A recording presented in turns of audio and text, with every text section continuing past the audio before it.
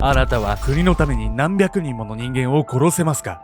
第二次世界大戦中のソ連、ヒトラー率いるナチスドイツ軍の不意打ち的侵攻により戦況は芳しくありませんでした。しかし、そんなソ連を救う一人の人物が現れたんです。その人物とは戦場の兵士たちを一撃で仕留めるスナイパー。戦場で狙撃したドイツ兵はなんと300人以上。たちまちそのスナイパーの存在はドイツでも話題となりました。しかし、ドイツ軍がそのスナイパーの正体を知るとさらに驚愕。なんと、そのスナイパーの正体は24歳の美女だったんです。あらゆる戦場で大活躍した裏若き美女リュドミラ・パブリチェンコ。ソ連は第二次世界大戦中彼女の活躍によって救われ一躍国の英雄に。そんな彼女についた恐ろしいあだ名はレディです。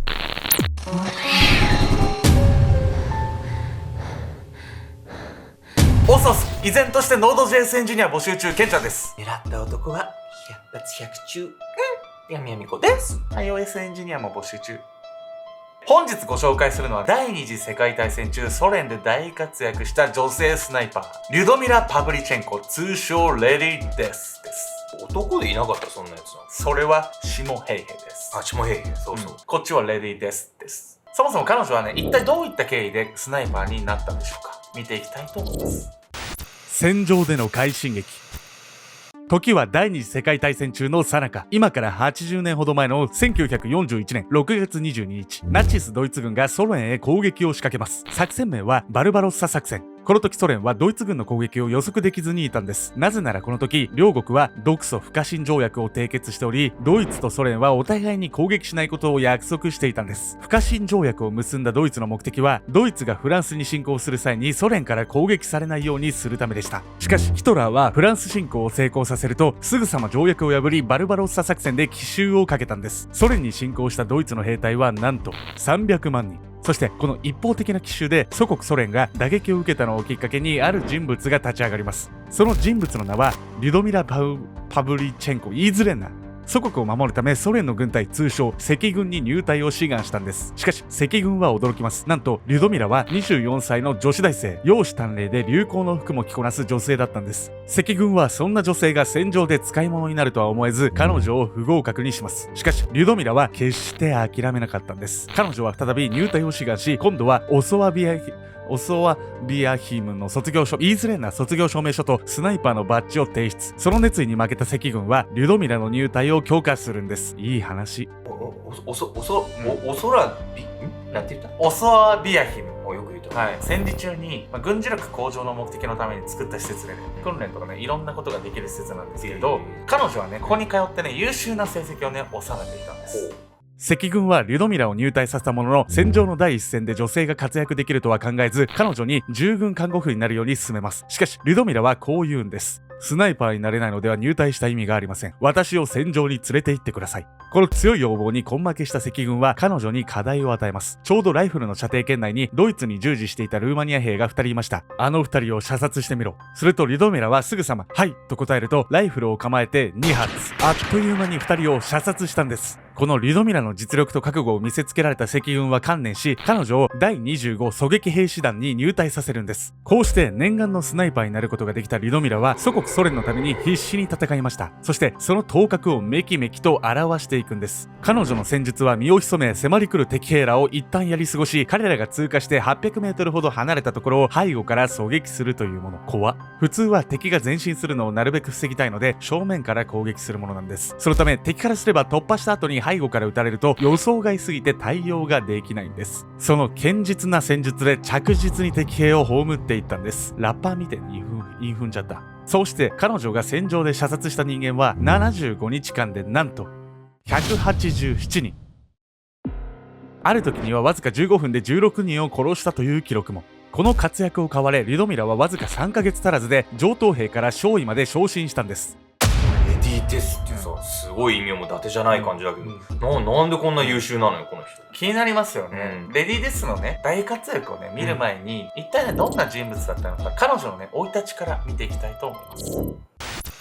スナイパーになるまでリュドミラは1916年、ソ連の前身である帝政ロシアで生まれました。幼少の頃の彼女を一言で言い表すと、頑固なおてんば娘。よく男の子に混じって遊んでいたと言います。そしてリュドミラは14歳の時、スポーツ少年団の射撃部に入部。そこで才能を開花させ、優秀な成績を収めたんです。また、訓練中に近くにいた少年が射撃技術を自慢していた時、リュドミラは、もっと練習して女の子でも同じことができることを証明するわ、と言っていたらしく、負けん気の強さも射撃の腕前を成長させた一因になっていました。リュドミラはその後、国立高校を卒業。旋盤工としてキエフ兵器工場で勤務します。しかし、実はリュドミラは学業にも優れており、後に国立キエフ大学文学部史学科へ進学しました。その傍ら、射撃競技にも励み、射撃部の男性顔負けの成績を収めていたんです。そんな中、冒頭で紹介したドイツによるソ連侵攻が開始され、リュドミラは赤軍に志願することを決意しました。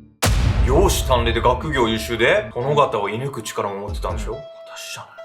おっしゃる通りです。というわけでね、入隊まではね、邪険に扱ってきたね、赤軍なんですけど、もう彼女のね、戦績、実績、すべてがすごいからね、ついにね、重要な任務をね、与えるようになってきたんです。セバストポリの戦い。赤軍はリュドミラに対し配置転換を命じます。次の彼女の任務地はクリミア半島のセバストポリ。ここでも赤軍は押し寄せるドイツ軍に苦戦を強いられていました。リュドミラはこの戦況を打破するために呼ばれたんです。しかし、この逆境でもリュドミラは闘志を燃やし、その狙撃の腕は精細さを増していくんです。そんなセバストポリの最前線で赤軍に大ピンチが。2日間で赤軍側の軍人が5人も正確に頭を撃ち抜かれて殺害されていたんです。しかも5人のうち2人は赤軍の将校。そう、ドイツ軍に最高クラスのスナイパーが現れたんです。そこで赤軍はリュドミラにそのスナイパーの狙撃を命じました。しかし相手は凄腕スナイパー。さすがの彼女でも少しでも気を抜けば命を落とす危険性があります。さあ、こっからね、リュドミラと敵軍スナイパーの壮絶な駆け引きが始まるんです。リュドミラは必死になって考えを巡らせました。敵が私と同じレベルのスナイパーなら自分と同じような思考になるはず。もし私がドイツ軍のスナイパーなら一体どこに隠れる？辺りを見ながら敵の思考を読み解くリュドミラ。そしてついにここに隠れているはず。ライフルのスコープで恐る恐る覗き込むと、そこには自分同様スコープで覗き込む敵スナイパーの姿が。ビンゴ！しかしここからが本当の戦いの始まり。相手も私を狙っているということは、ここで撃っても相打ちになる可能性があるわ。これは敵スナイパーも同じ考え。この勝負、ほんの一瞬でも油断を見せた方が負けだ。スコープ越しに見つめ合うスナイパー。相手から全く目を離すことはできません。一瞬の隙が死につながる。まさに命がけの我慢比べ。相手がプロならあちらもプロ。全く隙を見せない両者。硬直状態のままなんと数時間が経過。そしてある瞬間、どちらかが目線を外しました。待ちに待った待望の瞬間を見逃すわけがありません。すかさず引き金を引いて、引き金を引いたのはリュドミラ。この弾丸は見事相手スナイパーの眉間に命中。こうして長い戦いに終止符が打たれたんです。どっかから狙われてる状態で数時間も動かないなんてさ、私だったらすぐ逃げちゃいたくなるんだけど、絶対。リュドミラは逃げなかったんです。その期待に応えるリュドミラね、マジでさすがっすよね、本当に。そしてリュドミラのね、腕前をね、さらに上げる出来事が起こっていくんです。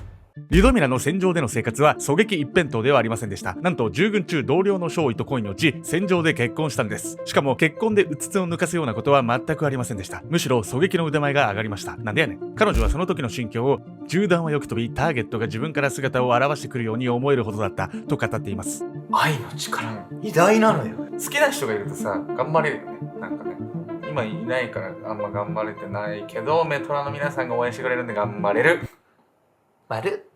セバストポリの戦いの後、リュドミラは赤軍から艦上を送られ、中尉にまで昇進。中尉とは、おおよそで言うと200人規模の部隊の隊長に相当します。凄腕女性スナイパーの評判はソ連にとどまらず、敵国まで轟いていました。しかし、この評判により徹底的にマークされることになります。1942年6月、ドイツ軍はリュドミラがいた地下陣地に向け大砲を発射。この砲撃により、彼女は顔を負傷。赤軍病院に移送されることとなり、戦場から離脱するんです。約1ヶ月後、療養を得て復帰したリュドミラはスナイパーとして再度前線に復帰します。彼女の狙撃の腕は療養を得ても衰えてはいませんでしたが、赤軍はなんと彼女に前線から離れるように指示したんです。リュドミラはすでにその功績によってソ連のほぼ全土からその名を知られる英雄になっていました。特に軍隊に従事する女性にとっては彼女は希望の星なんです。赤軍はさらなる国力発展のために彼女をプロパガンダとして扱うことにしました。こうしてリュドミラのスナイパー人生は幕を下ろしたんです。最終的に彼女が狙撃したドイツ兵は309人。女性スナイパー史上最高記録を叩き出しました。腕一本で英雄にまでのし上がってんじゃないこの人。素晴らしいですよね。ソ連はね、そんな彼女をね、プロパガンダとしてね、扱うようになっていくんです。プロパガンダってよく聞くけどさ、どういうことなのかいまいちわかんない。というわけでね、そんなねヤミコさんにもわかるようにね、本日のメトラキーワードプロパガンダについて。やっぱりプロパガンダとは意図を持って特定の主義や思想に誘導する宣伝戦略のこと。大きな括りでは国家においての思想統制や政治活動、小さな括りでは宣伝広告や広報活動もプロパガンダに含まれるんです。もともとはラテン語の繁殖させる、種をまくという言葉が語源なんです。当時の社会主義国家は情報統制と組み合わせた大規模なプロパガンダを行っていました。今回の場合、ソ連はリュドミラを通じて赤軍のイメージアップを図ったんです。そしてその作戦が功を奏し、彼女のようになりたいと2000人もの女性スナイパーが誕生しました。プロパガンダを最も効率的にやっていたのは皆さんご存知、ナチスドイツの指導者ヒトラーなんです。彼は宣伝というものは知性ではなく感情に訴えかけるべきだと考えます。そして宣伝を効果的にするには全員が理解できるように要点を絞り繰り返し続けることが必要であるとしていました。また大衆は小さな嘘より大きな嘘の犠牲になりやすいと語り、嘘も100回繰り返されれば真実となると考えていたようなんです。やってることさ、ほとんど洗脳じゃない？まあおっしゃる通りでですね、だからこそね独裁政権に、ね、なりやすいんですよ。ブラック企業とかもね、同じ構造で、ね、生まれていくんですよ。こういう傾向がね見られたらね、本当に正しいかどうかね、ちゃんと自分の頭でね考えてみてほしいです。前線から引退したリュドミラなんですが、その後もね祖国ソ連のために働き続けるんです。そんな彼女は大国アメリカとの関係にも影響を与えていくんです。2人の女性。前線を離れたリュドミラは少佐に昇進。5、600人規模の部隊の隊長に相当します。そしてプロパガンダの一環として同盟国アメリカへと派遣されるんです。ホワイトハウスに招待されるんですが、実はホワイトハウスにソ連の人間を招くのは初めて。彼女は大統領などの政治的な重役を差し置いて、ホワイトハウスでアメリカ大統領と対面したんです。リュドミラが面会したのは当時のアメリカ大統領フランクリン・ルーズベルト大統領とファーストレディのエレノア夫人。目的は争いではなく外交なので、普通は表面上でも仲良くするもの。しかしリュドミラは持ち前の負けん気を発揮。例えばホワイトハウスでの朝食会でリュドミラは記者からこんな言葉を投げかけられます。敵の顔が望遠照準器を通してはっきり見えたとしてもそれでも射殺する。アメリカ人の女性はそんなあなたを理解するのは難しいでしょうね。この発言に対し彼女は毅然とした態度でこう答えました。夫はセバストポリの戦いで私の目の前で命を落としました。私に限って言えば私のライフルの望遠照準器を通して見えた顔は全て夫を殺した敵なのです。実は先ほどね結婚したとお伝えしたんですが、もう本当に非常に悲しいことで爆撃にあって目の前で夫を亡くしてしまうんです。悲惨だけど、なんか夫が生きてる時も死んじゃった後でもリュドミラの助けに夫はなってたってことよね、これね。他にも大統領夫妻との面会の際にノーメイクで軍服を着ていたリュドミラにソ連の女性兵士は化粧をして戦闘しないのかと質問され、化粧を禁止するような規則はありません。命を懸けて戦っている時に鼻を光らせることを考えますかと答えています。さらにこの返答に対して軍服はおしゃれじゃないと批判したメディアに対し、私はこの軍服に敬意を持っています。レーニン勲章もついています。そして戦闘で血にもまみれています。どうもアメリカの女性たちは軍服の下にシルクの下着を身につけていることが重要なようですね。軍服の意味を理解できないのでしょうと皮肉めいた返答をするんです。アメリカの記者の質問すごい煽ってないの？すげえ失礼じゃない？戦争にはなっていたけど、戦場にはなっていなかったんで、平和ボケしてたんですよ。彼女はねそんなねアメリカのね国民の皆さんに、ね、対して怒りをね覚えてたんじゃないですかね。まあですがね、そんな彼女にね理解を示す一人の女性が現れるんです。彼女の汚い発言や態度に理解を示した女性こそファーストレディのエレノア夫人。当時まだ20代後半だったリュドミラに対しエレノア夫人は60歳近く、そんな年齢も境遇も違う2人だったんですが、次第に仲良くなっていきました。めっちゃいい話。リュドミラはエレノア夫人に連れられ、本来予定になかったアメリカ各地を巡るツアーに参加。ワシントン DC での国際学生会議でスピーチを行ったり、アメリカ海兵隊の訓練基地でスナイパー養成講義を行ったりしました。またそれだけではなく、若くて容姿端麗なリュドミラはモテモテ。ハリウッドに連れて行かれた時は喜劇王チャップリンが彼女の前にひざまずき、全ての指にキスをしたと言います。嘘くせえな。